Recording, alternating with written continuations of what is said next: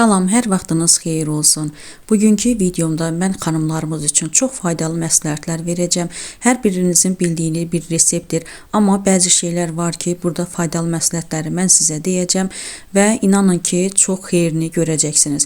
Əvvəlcə kilo yarım mən un götürmüşəm. Üzərinə lazımı qədər duz əlavə edirəm və 2 yumurtanı çalıram. Üzərinə də yenə hardasa 300 qram su əlavə edirəm. Suyu da özünüz sizdə unun miqdarına görə əlavə edin və belə bir bərk xəmir yoğururam. Xəmir mütləq bərk olmalıdır. Biz bilirik ki, ərişdənin, qaşıq xəngəlinin və ya xəngəlinin xəmiri belə bərk olmalıdır. Bu şəkildə gördüyümüz kimi qoyuram bir qaba, üzərini salafan örtürəm. Bir hardasa 15 dəqiqə gözləyirəm ki, xəmir özünə gəlsin, yəni yumşalsın. Bu vəziyyətdə xəmiri tez götürüb, yəni onu yaymaq olmaz, yuxa kimi yaymaq olmaz. Ona görə də gözləmək lazımdır. Xəmiri 15 dəqiqə gözlədikdən sonra götürürəm, uzunsov şəkildə edirəm və uzunsov şəkildə də kündələrə bölürəm. Kündələrin yenə də miqdarı, böyüklüyü, kiçikliyi sizin öz fikrinizə uyğun olsun. Mən bu şəkildə etdim böyüklüklərdə və məndə bu qədər alındı. Kündələr hardasa 12 ədəd kündə alındı məndə. Əvvəlcə kündənin bir dənəsini sizə yaymağı göstərəcəm. Yerdə qalanını isə yaymağı göstərməyəcəm, çünki video uzun olmasın deyə və kündəni belə bu şəkildə yayıram. Yəni kündə yuxası çox qalın olmasın. Nə qədər nazik də olmasın, qalın da olmasın. Orta şəkildə olsa daha yaxşı olar. Burada indi görürsünüz, yəqin ki, qalınlığını və ya nazikliyini. Bu şəkildə yaydım, bəsdir. Üzərinə çoxlu miqdarda un əlavə edirəm. Mütləq unu çox istifadə etmək lazımdır ki, kəsən zaman xəmir, yəni yuxanın xəmiri bir-birinə yapışmasın.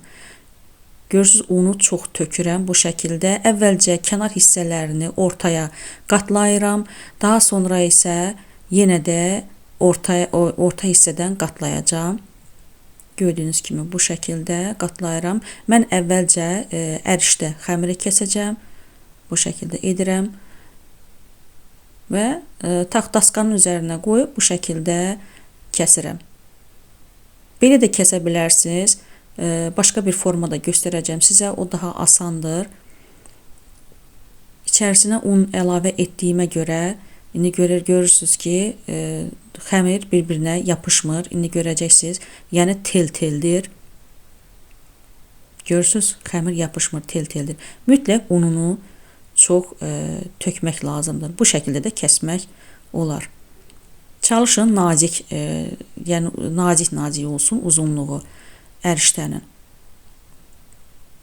Bu şəkildə kəsdim. Mən daha sonra sizə göstərmirəm. 2 kündədən bu qədər mən ərişdə kəsirəm və sərirəm bir tərəfə ki, qurusun. İndi isə keçirəm qaş xəngəli xəmirini kəsməyə. Yenə yuxanı yayıram. Həmin qalınlıqda yenə unu çox əlavə edirəm və oxlova büküb, daha sonra tən ortadan kəsirəm. Eninə yenə kəsirəm ortadan, üst-üstə qoyub, daskanın üzərində əvvəlcə uzuna, sonra da eninə, bu şəkildə əvvəlcə eninə, daha sonra da uzununa qaş xəngəli kəsirəm.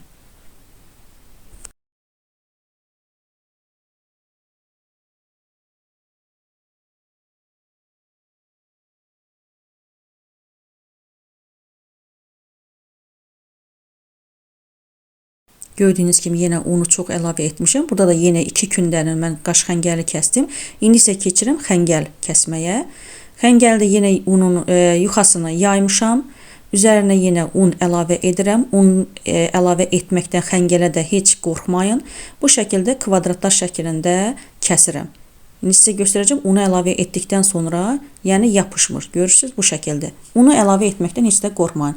Hamısını bu şəkildə kəsdim və kəsdikdən sonra üzərinə mən yenə də un əlavə edirəm. Gördüyünüz kimi görürsünüz, un əlavə edirəm və qarışdırıram ki, yəni olan nəmişliyi un özünə çəkəcəkdir. Və mən yeməkdə istifadə edəndə də unu heç də eləmirəm, tökmürəm bir kənara. Yeməyin içərisinə əlavə edirəm. Görürsüz, xəngələ də, yenə xəngəl xamırına da görürsüz heç yapışmır. Bu şəkildə unu əlavə edirəm və sərirəm. Bir gün stolun üzərinə, qəzetin üzərinə sərirəm, bir gün belə qalır. Bir gündən sonra, biraz quruduqdan sonra görürsüz, xəngəl artıq quruyubdur, çox unludur. Ona görə bişirməmişdən qabaq əvvəlcə suyun altında, mən soyuq suyun altında yuyuram.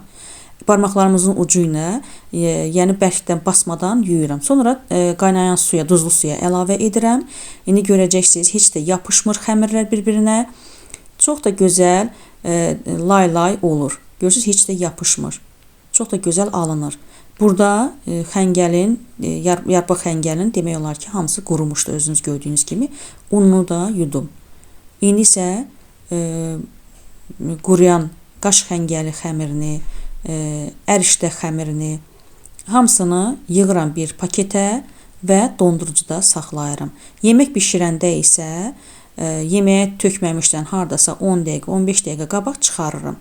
Sonra yeməyə əlavə edirəm. Görürsüz, bir bişirimlik qoyuram paketə, qoyuram mən dondurucuya və dondurucuda saxlayıram. Bunu 2 ay ərzində saxlaya bilərsiniz. 2 ay ərzində tez yemək bişirmək lazım gəldiyində götürürsüz, bişirirsiniz. Çox əlverişli, çox faydalıdır. Burada da ərişdəni etdim. Xəngəli də artıq gördüyünüz kimi bişirirəm. Yarpaq xəngəlinə çatmadığına görə, çox olmadığına görə mən bişirdim və qalmadı. Burada da gördüyünüz kimi heç də yapışma olmadı. Çox gözəl də alındı. İzlədiyinizə görə təşəkkür edirəm.